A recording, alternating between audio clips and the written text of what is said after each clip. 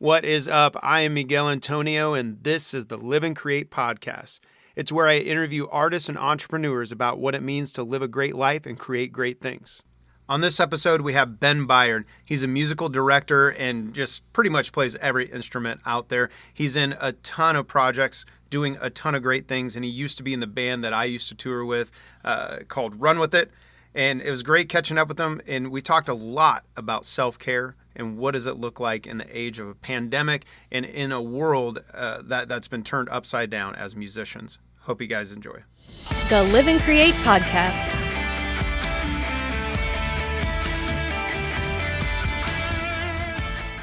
And so a big chunk of 2020 was based around kind of reconfiguring how to be a person when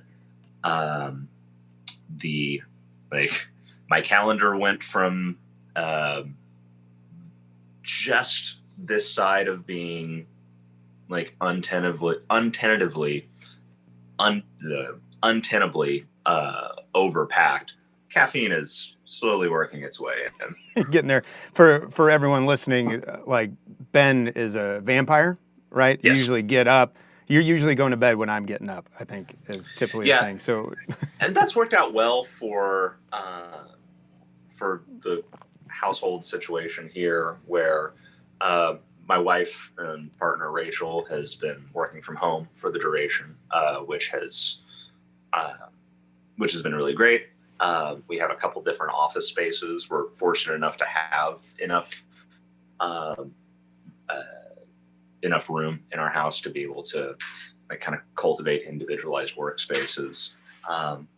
And part of the thing that's made those gears run smoothly is that like I've been getting up around like 4 or 5 in the afternoon,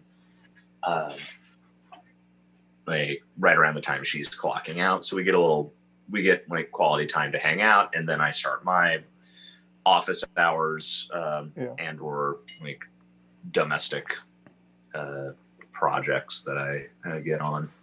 and it sounds like kind of where you were going with the story of just, it's been a lot of that because before you're doing live performances, I know you were music director for a lot of live stage events and all those kind of things. So what did that transition look like for you in February, March? Did you see it coming?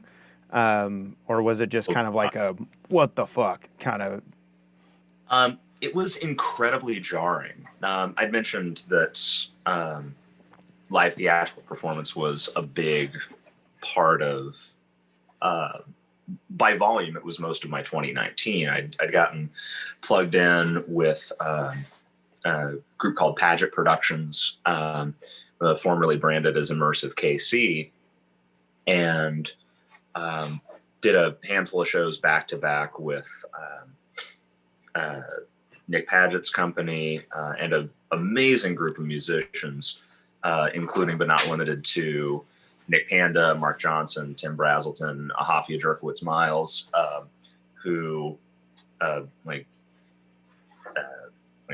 became fast friends, did a lot of great work, and had like a full line of shows set up for 2020. The first of which was going to be American Idiot, the musical, Nice.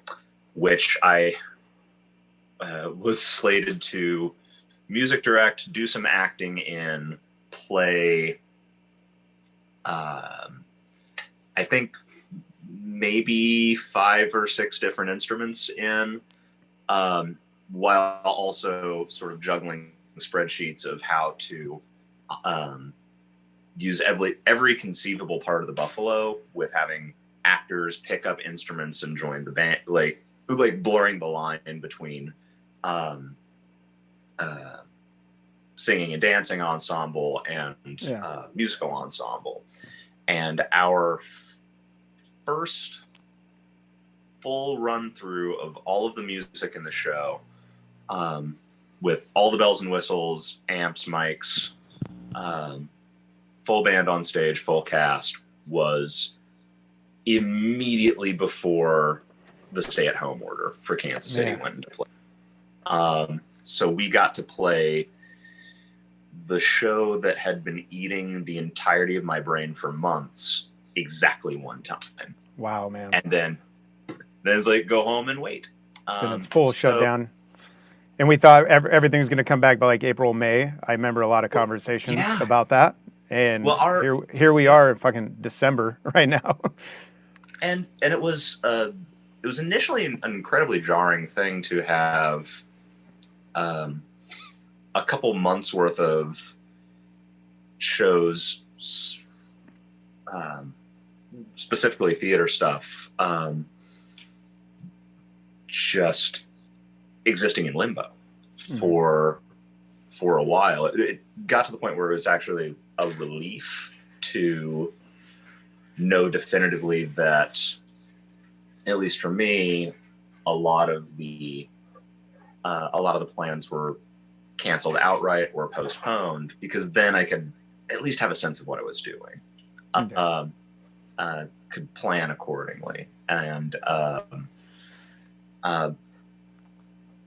actually kind of relieved some of the anxiety that went along with the question of, am I taking unnecessary risks, or like, could I potentially be taking unnecessary risks by going and exposing myself to an audience, to other band members? Could I be putting at-risk or immunocompromised family members in additional danger?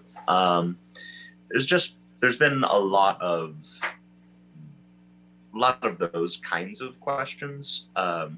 So I've been, I'm definitely grateful for many things that I took away from our time working in a band together, living on the road.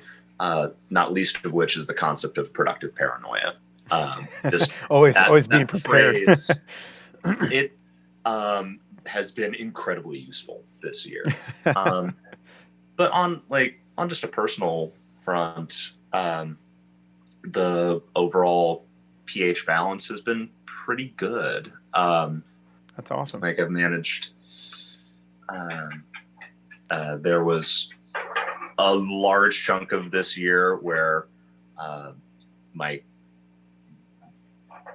most readily available coping mechanism was a kind of endless supply of Aldi boxed wine, which we learned that from touring too. Is we found that box wine traveled the best. We tried to start with bottles of wine, and that was like a potential shit show at every turn as they rolled from one side to the van to the other.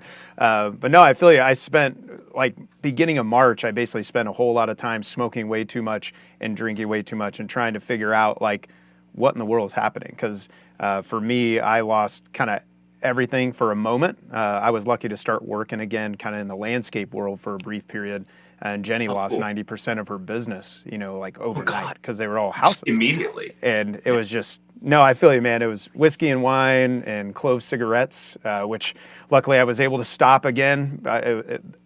Once I started back into those, I remembered how much I loved them. And I know you've been down that road way in the past. Oh, yeah. But it's funny how quick they become addictive. But yeah, there was a lot of coping mechanisms, just trying to figure out, like, what the hell is happening. Speaking of Jenny, how's the nursing school / nursing trajectory experience been, given global pandemic and all? Giving all that, unfortunately, she had to step out because the virtual schooling. With Judah being at risk with some of his health issues, we decided to keep all the boys out of virtual schooling, and because that kind of pushed the issue of her having to step out of it. So that was a hard day, hard decision, or really a hard week of her wrestling with that and what we were going to do, how to care for our kids the best we felt like we could. There was an interview I had 2 days ago where realizing most of 2020 is having a really bad decision or a really bad choice and a really shitty choice, and then choosing which one do you want? Which one are you going to do? And how can you make some positive spins? It's actually been great for us now. I ended up stepping out of the landscape world and going back to all this full time again, doing the podcast, music, and all that. So now we're at home with the boys all day. She does virtual schooling with them, and then her commercial business now has grown a ton. That was kind of that positive spin of COVID-19. Commercial clients decided they wanted to have cleaning all the time and disinfectant all the time. So now her and I do that together. You got a big empty office building, then yeah.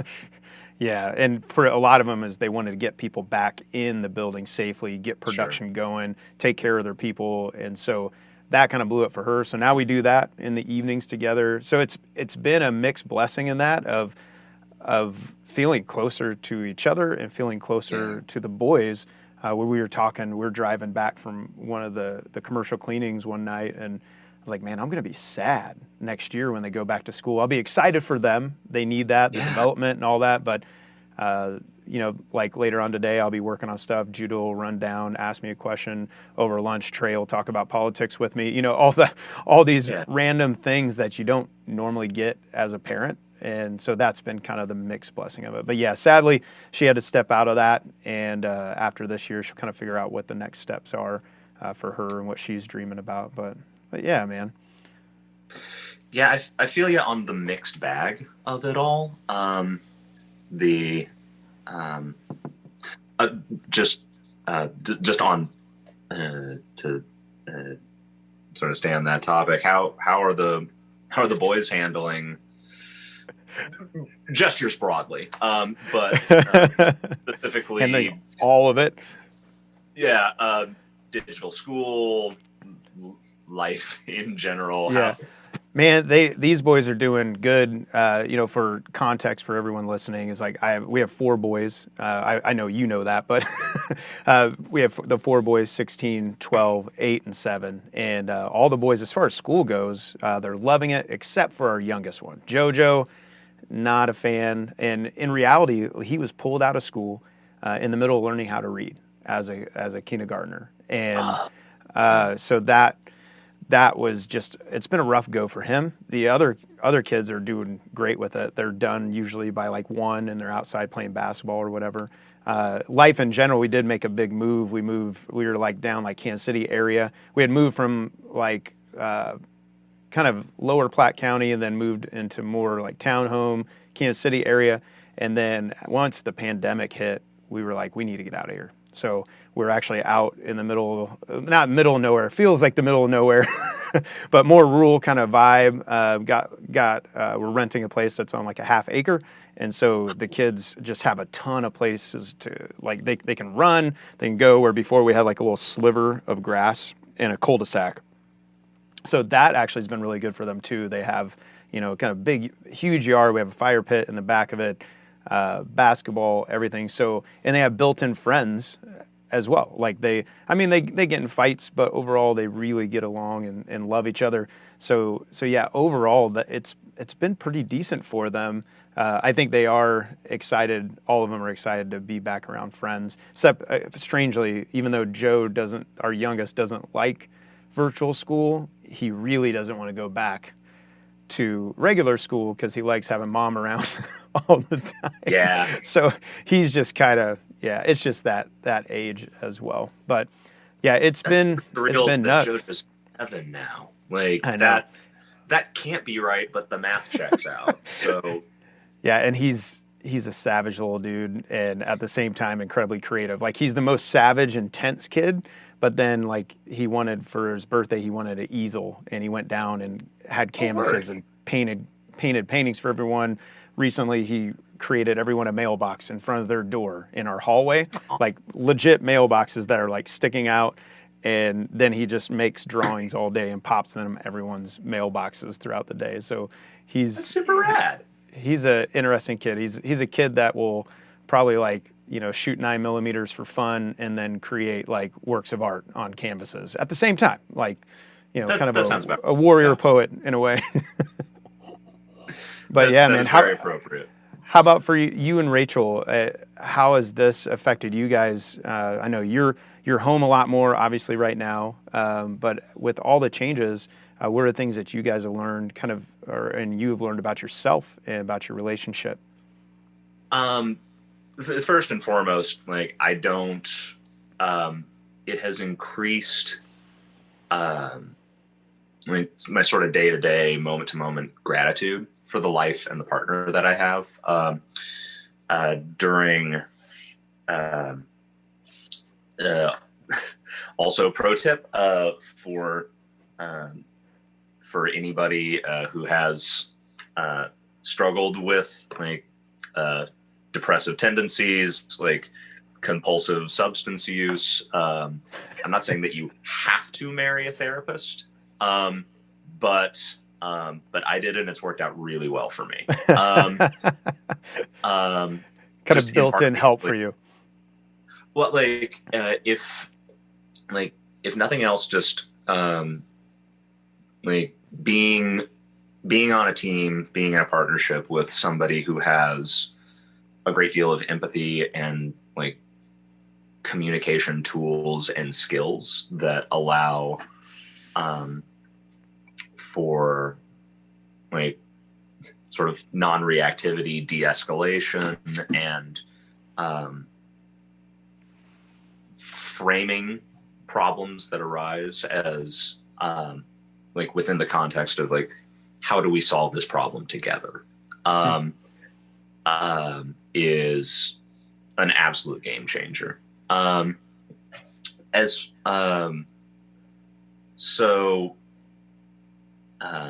Like early in the pandemic times, I'd been keeping this like sort of work log journal thing where I had previously been tracking like all this business stuff that I needed to do, which vanished immediately. Like suddenly the pages are very empty. Yeah, and there was about a week of just like I might as well have just written like sad scrawl in the blank pages for like, what did you do today? Well, I got drunk in the afternoon and I played a lot of The Witcher 3. But kind of shortly thereafter, that logging and journaling pivoted to like kind of personal maintenance stuff. A lot of logging exercise. I like started running outdoors in our neighborhood for the first time. My first time running outdoors in a couple of years. And oh wow, I remember on tour that was kind of your thing. You were always running everywhere. That was awesome. Well, because like how on the one hand, how are you going to be in a band called Run With It and be the fat bass player? And also like when Daniel Cole looks like he's carved out of marble. I know. And like also eating ice cream for breakfast. He made me so mad stopping at gas stations and I'm like eating like pork rinds and counting them out because they have no carbs, and eating salad when we're at restaurants. And he's just like, oh, I'll get this strawberry ice cream, maybe 2. And he's walking out of the gas station and he's just ripped. It's like, dude, I'm so jealous right now. How actually dare you? Yeah. Yeah, as far as like journey of maintenance of the bits and physical fitness, losing access to the gym throughout this year has been kind of jarring. Even when our Planet Fitness chapter opened back up, Rachel and I went in to kind of retour the facility, see what safety protocols were in place. And while staff was way on top of their shit, like doing sanitizing station, gloves and masks and all, we'd walk in during peak hours and maybe 2 people in the building would have masks on. I'm like, oh. Nope. That's not an acceptable risk threshold for us. So, right. So Rachel managed to find a really rad body weight machine where lie down on a plank, and depending on what angle you're on and where you hook the little pulleys, you can approximate most of the weightlifting that I'm doing at the gym just in our basement. I think I've seen that. What's that called? Do you remember? Off the top of your head? I can't think of it. We call it Legion after the character in Mass Effect because I don't know what that is. I love the word Legion, though. It is a versatile, multi-purpose robot. I can shoot you a text of the name of the thing. You can put it in the episode description. In case you were wondering, if your gym doesn't wear masks, you can go to this link.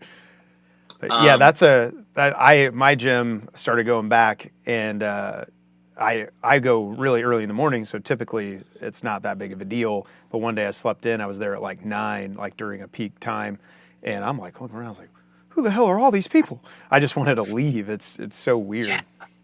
Well, and it hit me extra hard because there was a stretch of time where like I was hitting the gym at like 4 or 5 in the morning back in the before times, but it was because like I'd been up all night and and like I would do my starvation cardio first thing in the afternoon, then like put in some office hours, go to rehearsal, come back, like do like dishes, cleaning, food prep stuff as need be, and just as soon as Planet Fitness would open, I'd be in the doors to do my lifting. And that's like you getting off work and going to work out. That's nuts. My stomach hurts thinking of staying up that late and then going to work. But it was kind of perfect for like the introverted weirdo that I am, who does not want to talk to anybody. I don't want to make eye contact. I don't want to do casual conversation at the gym. Like there are 1 or 2 musician friends who like kind of live in the neighborhood, but like, you know, smile and wave and just do a little, hey, how you doing? Occasionally. Like it's 5 a.m. We're not talking. We're not hanging out. We're here to work out.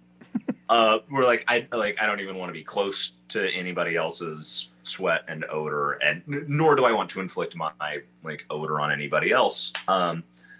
And so there's something a little comfortable about the world of social distancing now.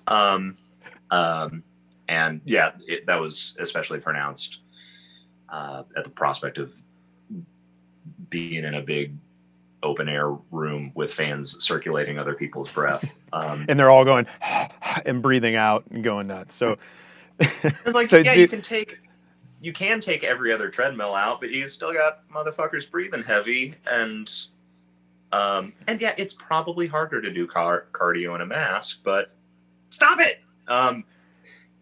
Was my take on that. Yeah. So you had this physical journey, though, sounds like, for you. Yeah. I kind of went from, like, in conjunction with sort of reevaluating my relationship to alcohol throughout, you know, however many months / decades we've been doing this year.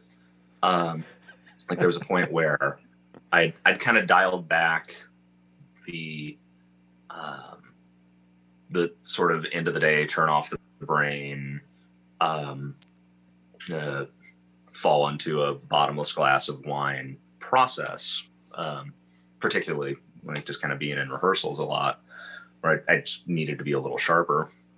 So I'd cut back from drinking basically every day to, you know, just on weekends, like maybe one day over a weekend. That all went out the window as soon as COVID hit. And it's been kind of a gradual process, working my way back to a more kind of healthy and sustainable set of practices. And I'm like actually at a place where like I built up to like being able to skip a weekend entirely, where like I'll drink like once every other week. Nice, man.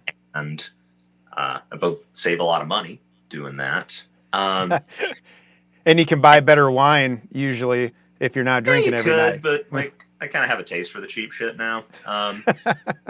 But it sort of helps sustain a bit of a positive feedback loop, because if I'm waking up, Saturday morning without a hangover, and just feeling more energized, it's easier to justify like going downstairs and running a couple miles on our treadmill. Absolutely. And that's like that entire process of doing something active every day has done wonders for overall mental health, and just for self-image, self-esteem, like, just my confidence in being able to wear like tight-fitting, femme, slutty stuff for the small handful of gigs that I've had, outdoors, socially distanced, over the course of the year. And not to jump around too much, but one thing, like speaking of the sort of silver linings of this time, a thing that I'm really grateful for is that I've had so much more regular contact and connection with my family, particularly my siblings, of which I have four, three younger siblings and one older stepsister. And just like through video calls and like occasionally having folks, like back when it was warm enough to do so, over to our house to hang out on our back patio or by our fire pit outdoors, like with sufficient distance. Like I feel like I've been able to like sort of foster a closer relationship with some friends and family, particularly immediate family, who I've always loved dearly, but haven't necessarily had the time to like connect with in the same way. And I'm really grateful for that.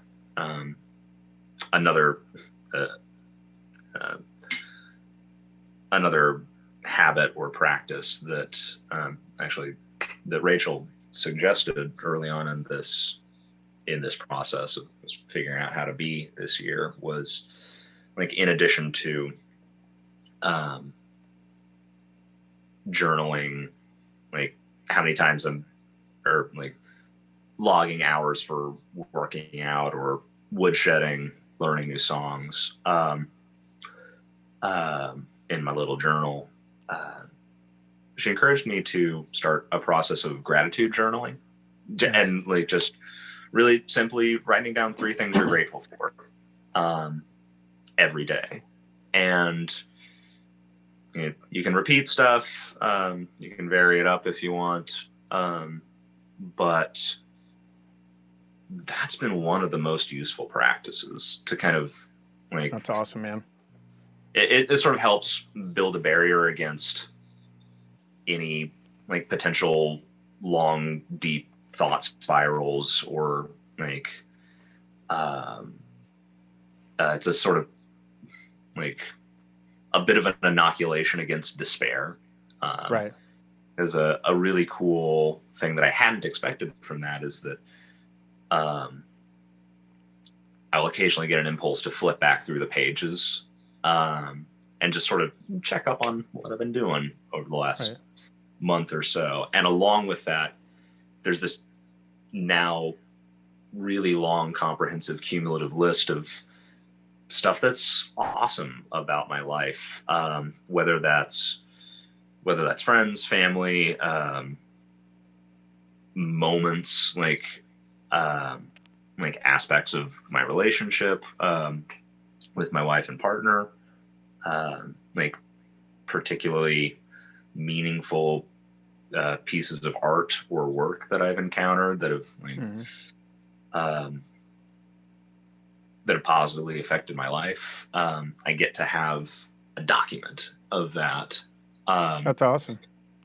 So I could see how powerful that could be. I know over this last year it's been tough for me. You know, come my journey as well. Just I deal with a lot of dark days, a lot of depression and anxiety and all that, and I can see how that could be beneficial. Like even for me, it's had to take. Mine's kind of taken the process of meditation and using that as a time to reflect on more positive things and more positive mantras in a way. But I think that's a powerful tool. Writing it out, I think that's a helpful thing. Yeah, I think in my journal I've done some of those things, but not in the same way. Like I love that focused effort of saying this is going to be where I write the things that I may need to go back to, because there may be that day or that night or that week where I need to be reminded of these things. I dig it. How has the meditation practice been for you? I can definitely see how that would be a really valuable tool, particularly for someone as like driven and goal oriented as you are. In moments when, like particularly like this year, where I could imagine that drive could feel like spinning wheels, and that a lot of goalposts kind of have to get moved. Right. Well, really, it's funny because the drive, in a sense, the wheels, I just let the wheels kind of fall off. Like, that really started after my last tour, end of 2019. I was in this weird place where I came off a 3-week tour on my own, which I had done some stuff on my own, but never that long. And one, it made me miss you guys a whole lot, despite any of the things any tension we had ever lived in. I was like, man, it's so much more fun touring with people. God. But yeah, having somebody to drive the van for a couple hours while you take a nap. Or at minimum. But yeah, it was weird. It was like a year where I, out of necessity, and it wasn't even conscious. It was more just like, really the wheels all kind of fell off. And it's been over the summer, finally feeling the internal strength to start piecing things back together, in a sense, if we're going with the whole analogy, to start finding where the hell the tires were, deciding if they're even the fucking tires I want to put back on my vehicle, and then starting to go one by one and doing the work necessary. And meditation has been a piece of that. You talk about your physical journey. My physical journey has kind of been the same thing.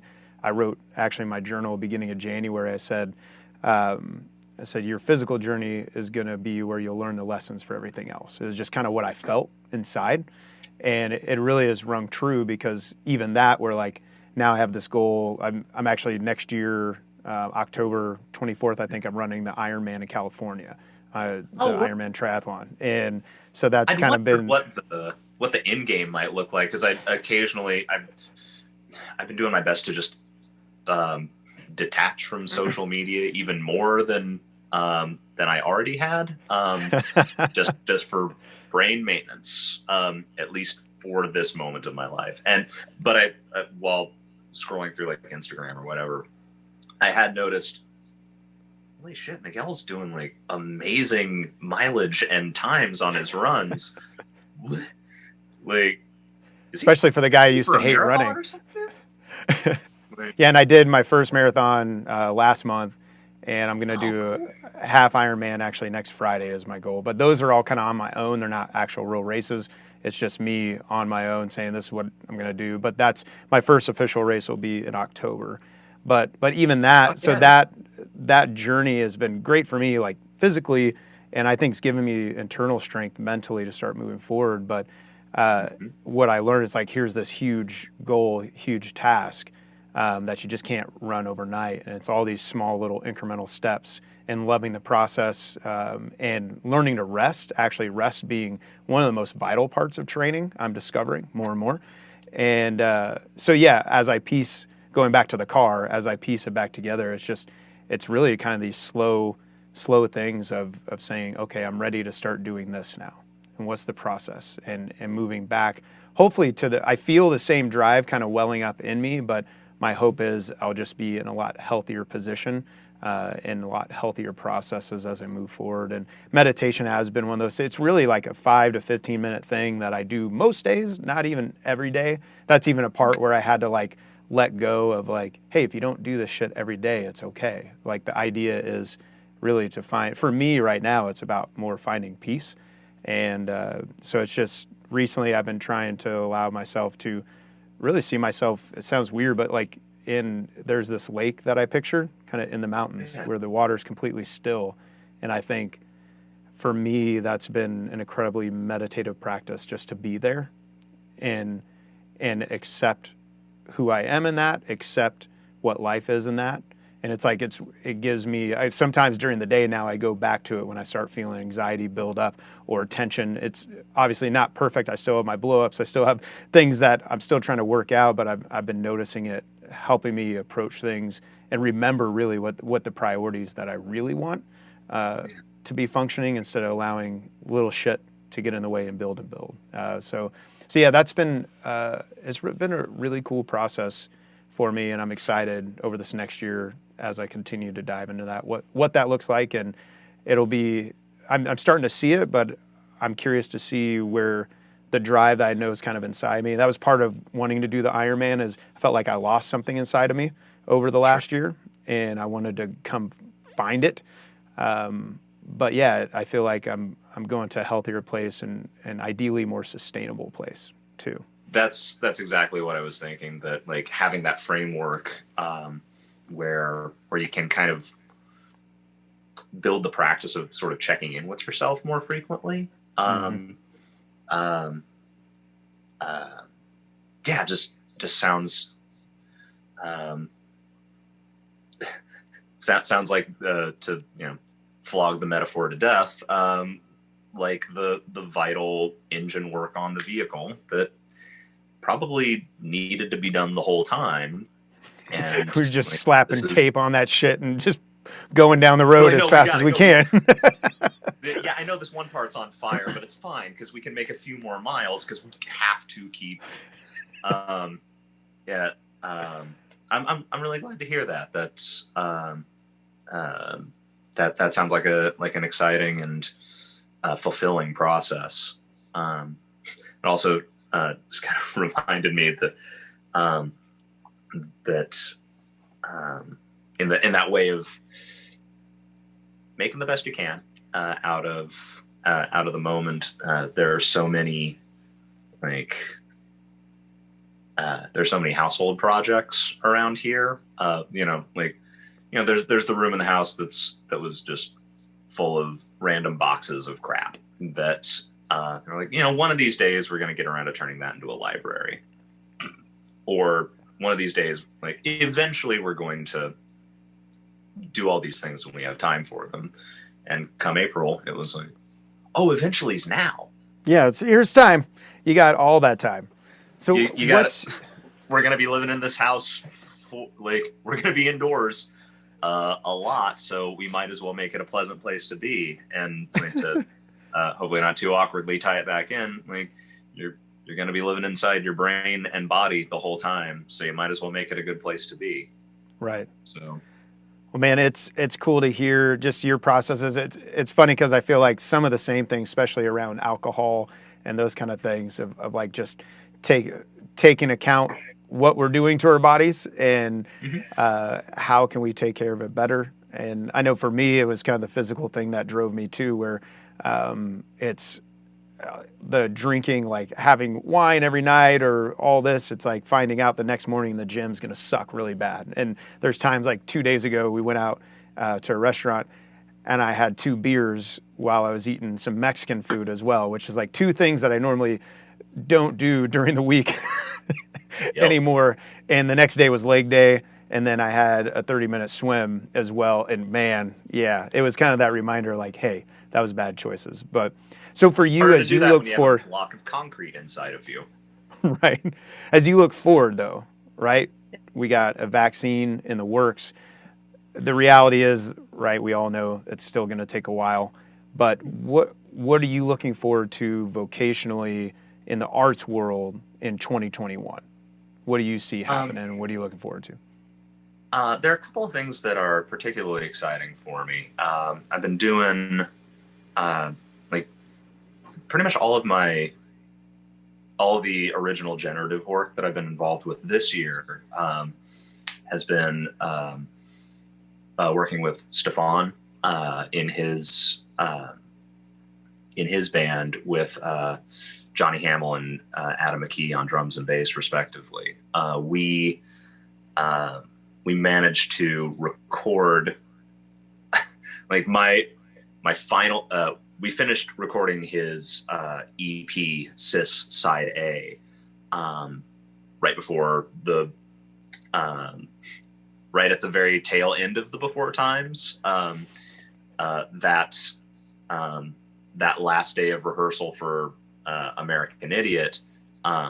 Earlier that day, I went in to finish the very last of my guitar overdubs for that record. Man. And so good timing. Got it in the can just in time to fuck off and not look at doing anything for a minute. But we're really proud of that record and excited to we've had a couple of outdoor gigs this year wherein we've had a chance to do some workshopping of some newer songs that could possibly be a companion piece. The first release for Cis Side B could be an entirely new record. But I'm really enjoying doing my part to help support the creative journey that Stephonne's on currently.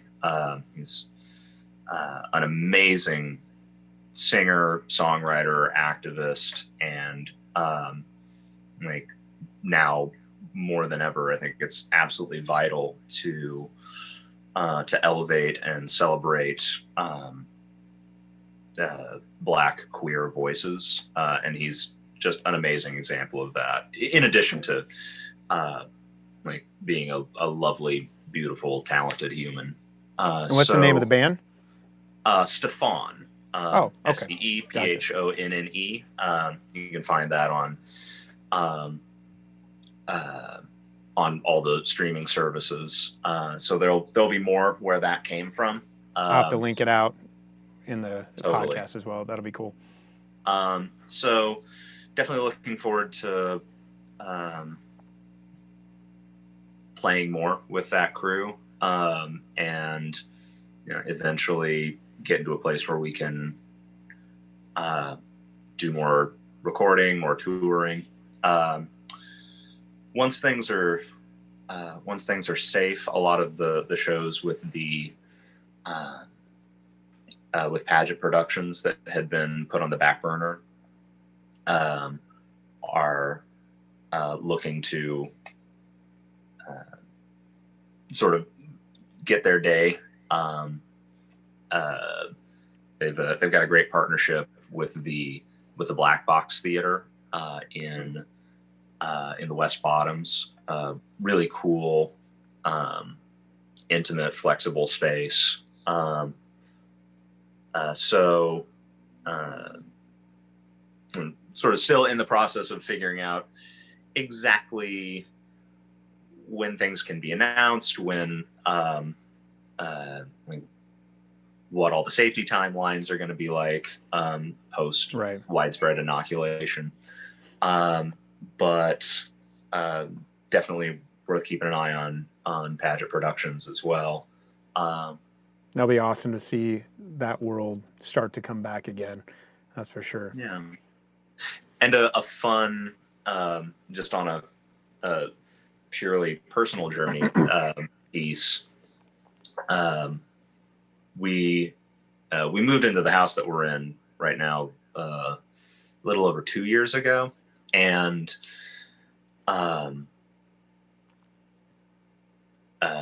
somewhere in the move, I had this pretty big comprehensive book on jazz music theory that I had just started to scratch the surface of, before I got hired to be in a pop and rock band that did a bunch of touring.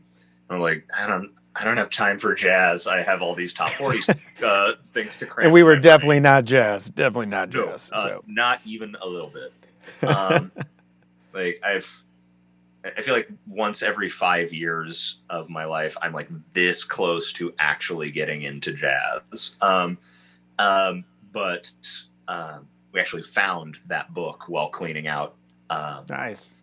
Cleaning out stuff. So a new change up in my routine has been like figuring out like, oh, well, how do you just audiate like expanded chords with like weird out intervals? Because like I've never needed to use any of that stuff, but it can be really useful. It's pretty fun just to kind of throw it in there all of a sudden. Well, and just to like have the widest palette to paint with possible. So absolutely.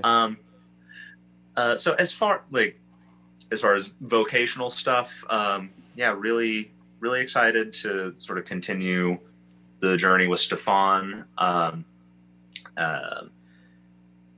certain that I'll get back into some version of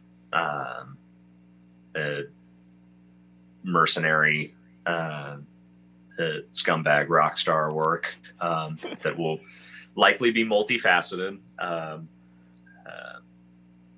There's a non-zero chance of me getting together and making noises with a handful of other bands.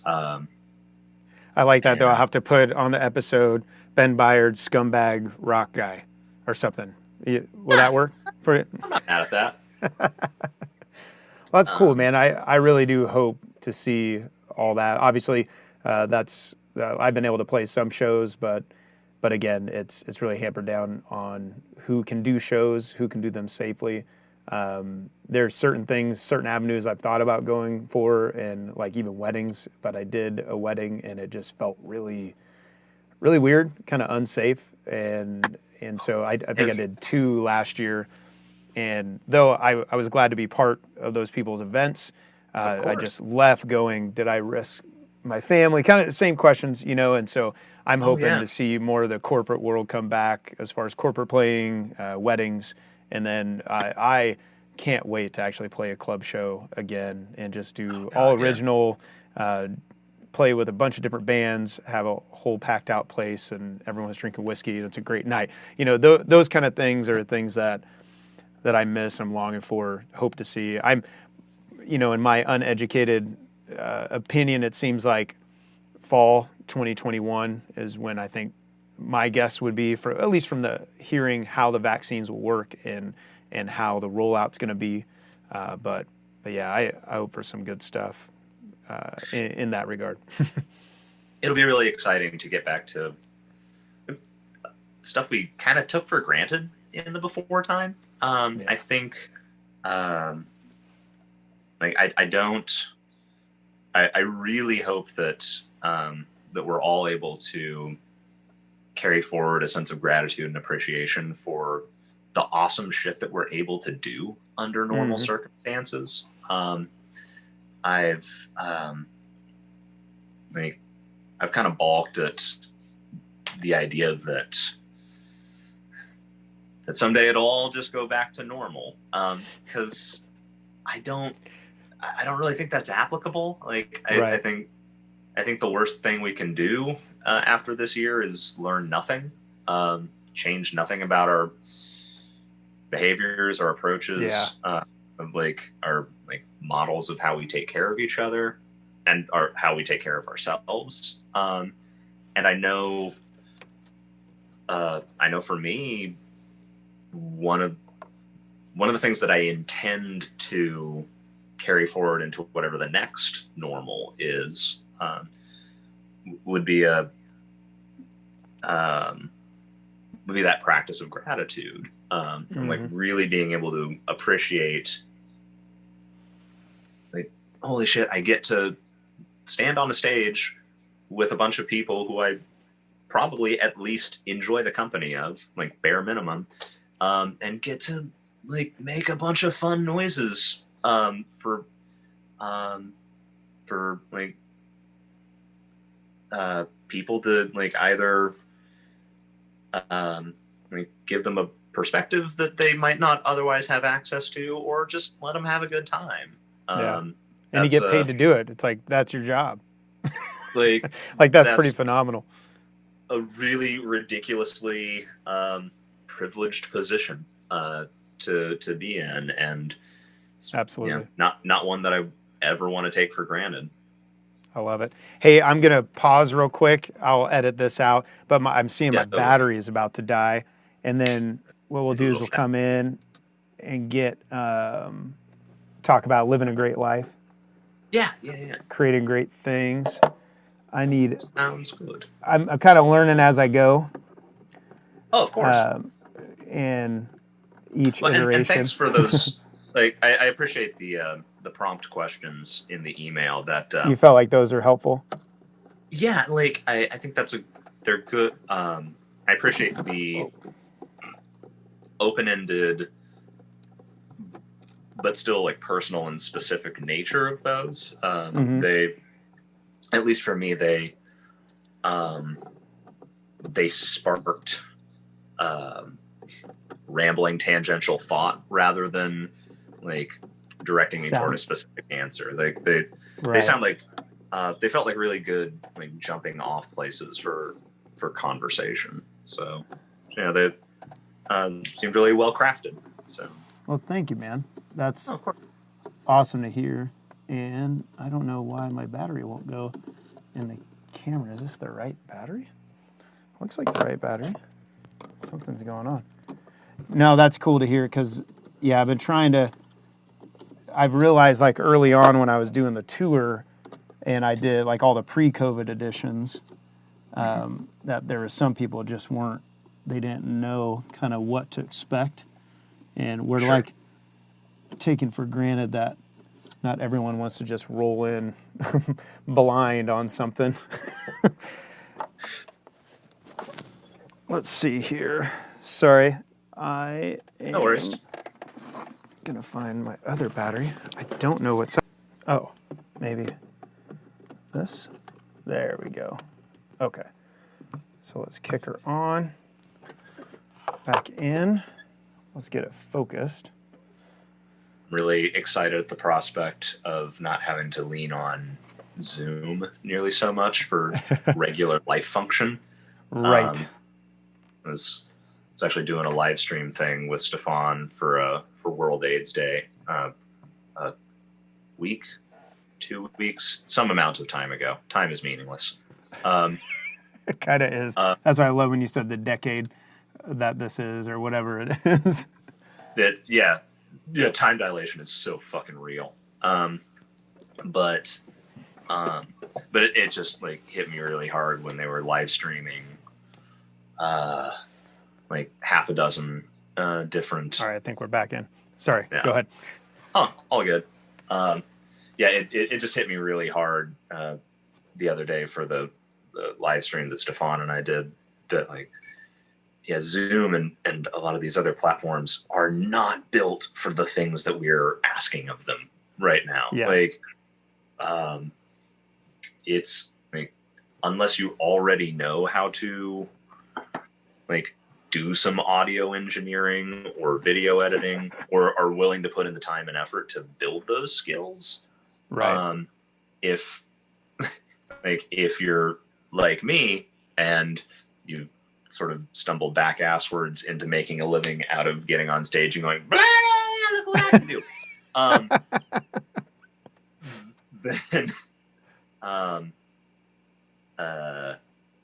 Then yeah, there's a significant learning curve for how to be a like video producer or art, like digital artist. And some folks have taken to that better than others. Right. Anyway. All right. I don't know. Now that I got it back up, my camera's acting weird, but we'll just roll with it. and I'll have weird boxes around my face. And if they're listening on the podcast, it's not even a big deal. Anyway, so yeah, there we go. Edit out all of this. And I liked what you were talking about, so I probably won't edit it out. just leave that in, because that'll be cool. But yeah, so the idea of live and create, we were talking about meditation. That concept has kind of become a mantra for me. For me, is what does it mean to live a great life? For me, what does it mean to create great things? And just constantly spinning those two, wheels, and hopefully they're running in tandem. But that's caused me to go on this journey, hanging out with cool people like you. And I'm curious for you, what does it mean for you personally to live a great life? I think the place that I've come to with that notion is what's vitally important for me is to live a life that is balanced, and one wherein I'm able to make deliberate decisions about overall life trajectory and where my time and focus is placed. I don't remember where I first encountered the notion that there's a corollary to the sort of business truism of good, fast, cheap, pick two. But I like framing a similar kind of notion for overall life stuff, where there are, just arbitrarily to pull a number out of our collective butt, there are like 7 things you can have in life: the kids, money, career fulfillment, hobbies, a social life, and whatever that other thing was. Yeah, like and other stuff, like tentpole things that you can find meaning, purpose, drive, fulfillment,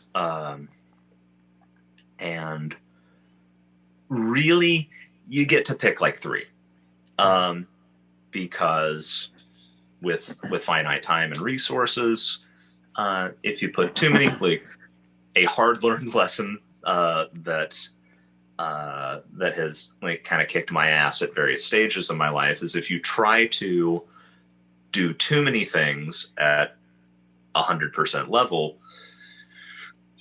you actually can't. Like, your focus will slide or suffer. And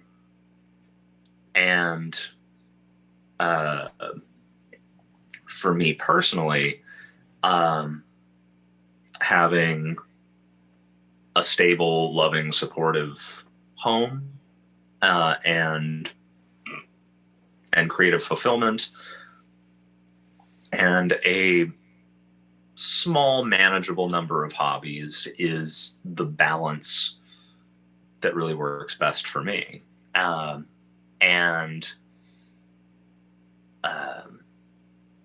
it's been a process getting to a place where I feel comfortable and stable enough to be able to choose those things and go toward those things intentionally, rather than feeling like I have to take every single possible gig that's out there and available, because I'm like trying to live and work as an artist and have to do this hustle. Right. Instead, I'm personally lucky enough to have a life where I can have a little bit more consideration toward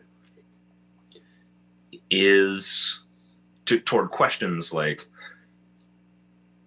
will the company that I'm keeping over the course of this gig, like, are these people that I want to be around? Is there enough money for the time expenditure and like the time away from home and from our cats, and time that I could be spending doing something else. Like just being able to weigh those opportunity costs, like is absolutely a privilege and a luxury. Yeah. I've heard it described too before as like a Lego where you only have so many pegs, and there was the person who was sharing this with me. She was mentioning it and saying like there's times in life where she's had to consciously remove something so that she could put that other thing there to keep that same kind of sanity. And it's interesting. About a year ago, I started asking myself, or really saying and asking at the same time, like, I know you're willing to do anything.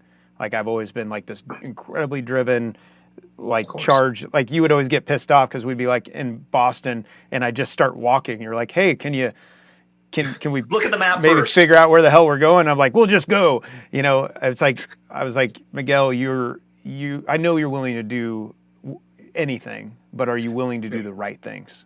Is the question I keep coming back to now. It's like what are the right things? And making negative progress, then you not might as well just sit the fuck still. But yeah, like, so I hear you talking about this concept of balance and really coming down, in a sense, if I hear you right, what's going to make you happy, what's going to bring you joy ultimately. Well, and also what's going to let you live comfortably in the skin you're in. What's going to let you sleep at night. And that can mean a lot of different things for a lot of different people.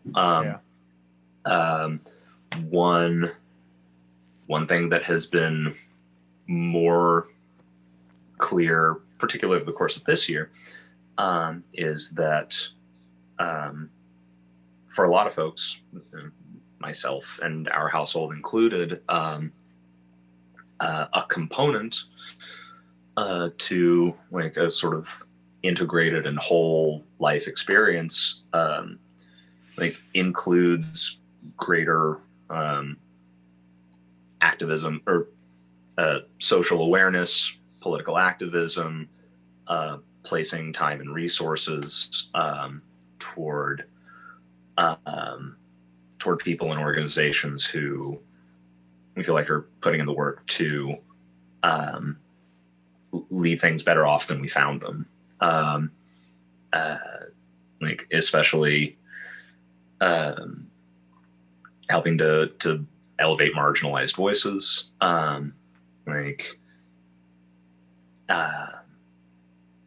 and sort of get out of like the notion that arguing with conservative folks that I know from my origin story in rural Kansas is probably less effective than just donating $50 to an organization that's helping mobilize Black voters. Right. That there are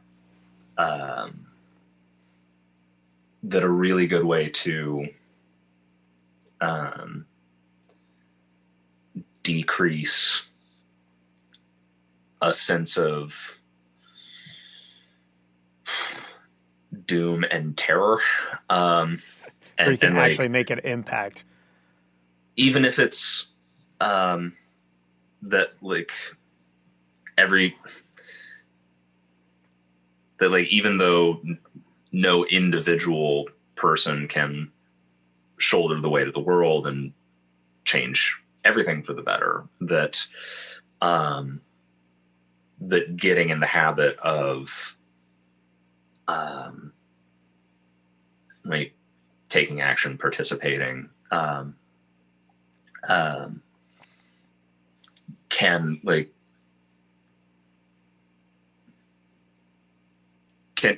help build movements to actually affect change, and also it can help you sleep better at night.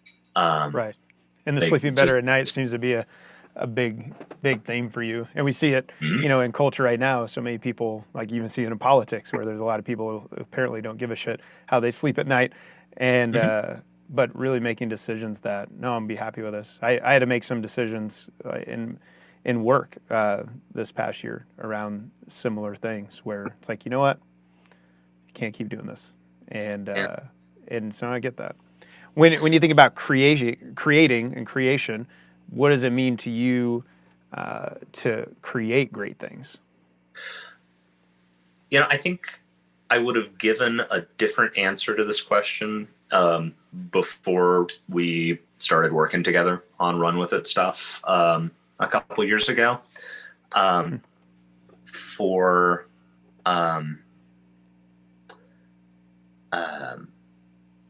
Like I'd always had a notion that great work had to be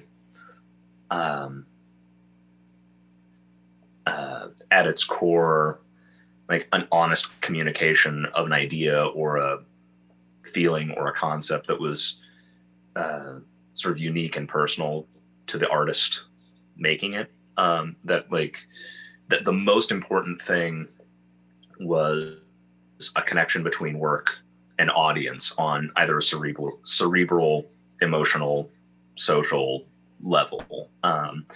That the entire purpose of the thing was to create this artifact that the person consuming it could use as a tool to reframe their own experiences or see the world differently, or to give specificity to emotions or experiences that they wouldn't necessarily have the words or the sounds or the imagery to describe.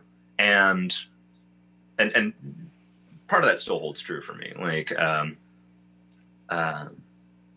I think a great work has to have an element of truth, has to say something either personal or universal. And also the other vital component that really hammered home being in from my time being in a professional touring rock band with you and Daniel was that it also has to be a viable commercial product. Because if nobody hears the thing you've done, it kind of doesn't matter if it's a masterpiece. Right. You could have the exact thing that you could have made the perfect crafted the perfect story that absolutely has to be told and that many people desperately need in their world. But if they don't have access to it, then you might as well not have made the thing. Yeah.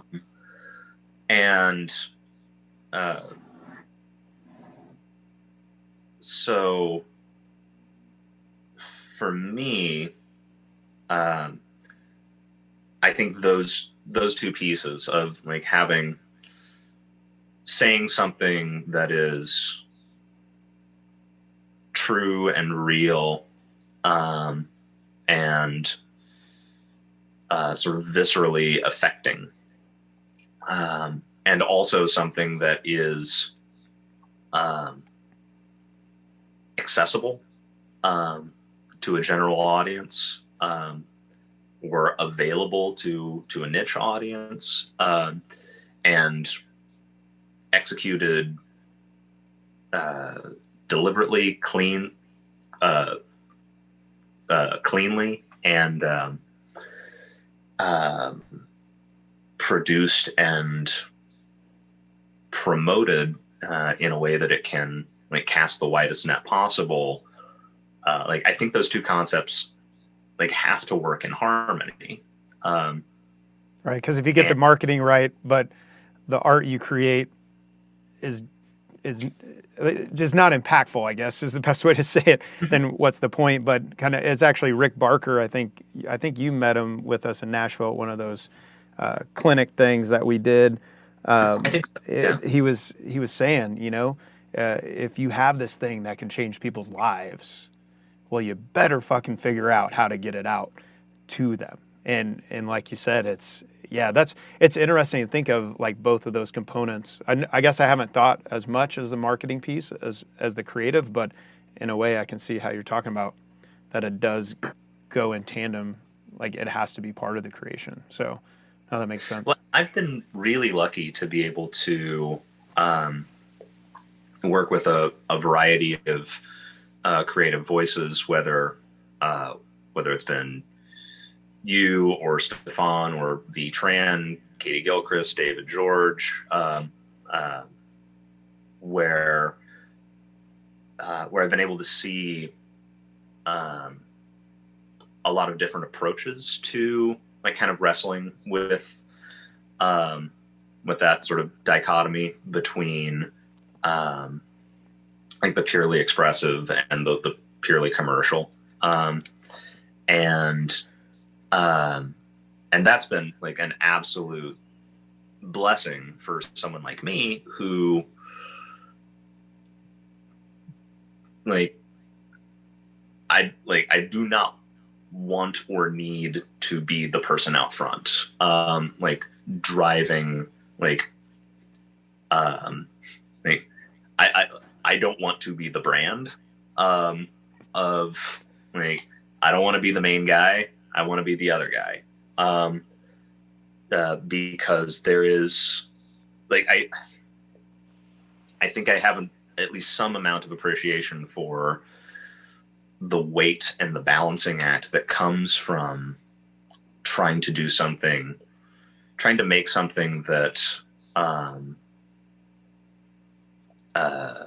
is imbued with purpose, and is honest to like whatever your artistic or creative voice is, or like speaks to your story or your journey, or like speaks to the kind of thing you want to exist, like have exist in the world, while also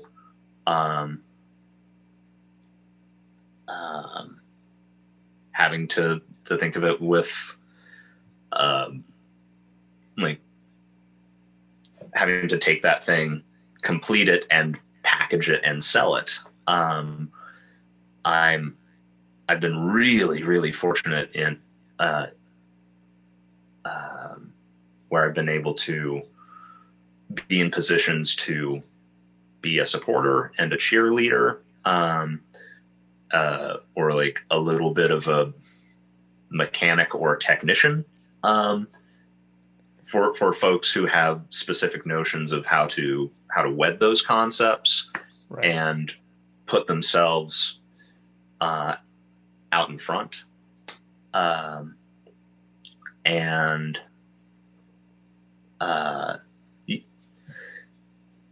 yeah, that if that sort of long blathering tangent. Well, no, I didn't. It's a great reminder as I'm entering in a new stage of creation as well, and it's a great reminder for both. Like I love telling these stories and being part of helping other people tell their stories on podcasts, but I don't want the stories to fall on deaf ears either. Like, how do we get it out there? And in a few weeks, I start a whole new round of songwriting, and I've been thinking a lot about what kind of songs do I want to write this next iteration. And I've been thinking about this concept of legacy. What does it mean to have a work up, on Spotify or wherever in the world that, when I die, my kids on, driving away from my funeral, that's the songs they're going to go listen to. And what do they hear? What do they learn? What do they know? So it's like, I want to figure out how can I create this thing that can impact the world, impact even those most personal to me. But again, it does its best work when you can actually get it out into the world. And I don't think it, and I don't hear you saying this necessarily, but I don't think it means it has to be massive success. But I think you mentioned like even a niche market. Like, did it find its way into the hands of the people that can utilize it and connect with it the most? And yeah, I think that's a great concept, great thought. as I've probably told you multiple times, one of my favorite artists ever is Andrew WK, who is like, he's a rock and roll absolutely guru. Like, oh my god, like he's the positive rock Jesus. Yeah. And like that guy is not selling out stadiums. Probably never has, probably never will, but like has such a clear mission statement and purpose behind the work he does, where he is there to be inspiring, uplifting, broadly positive and encouraging, and like has kind of taken this notion of party as like pro-social, pro-self-improvement,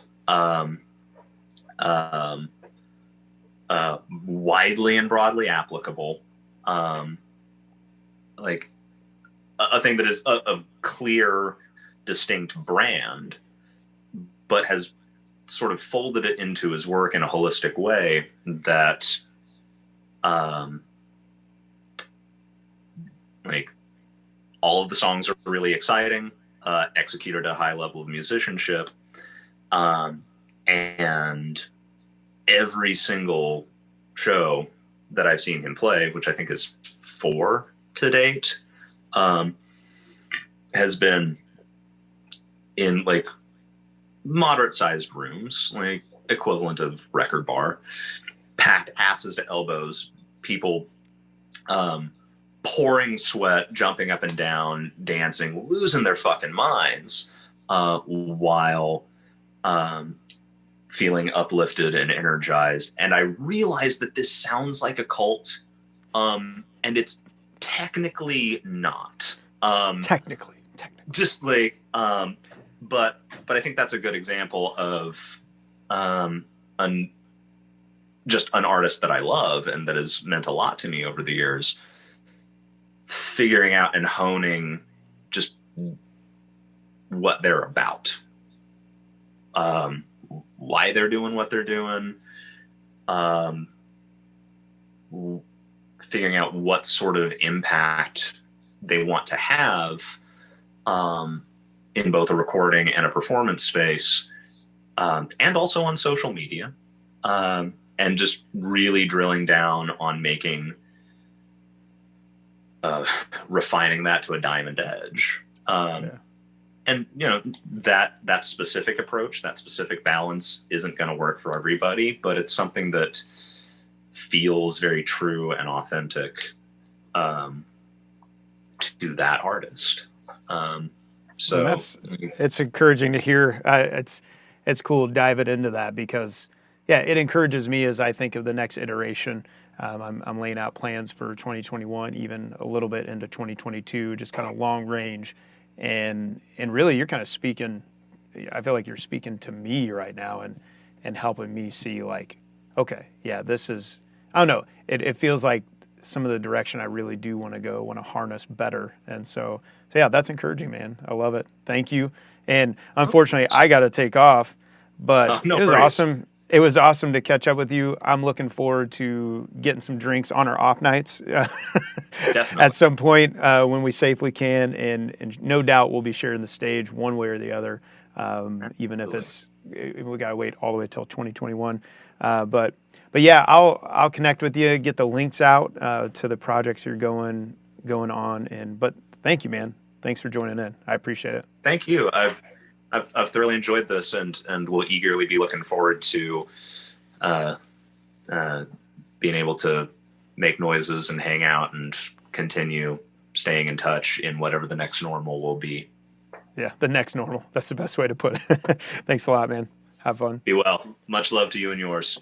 Thank you for listening to the Live and Create podcast. If you like what you heard, make sure you subscribe and leave a comment or a review. The Live and Create podcast.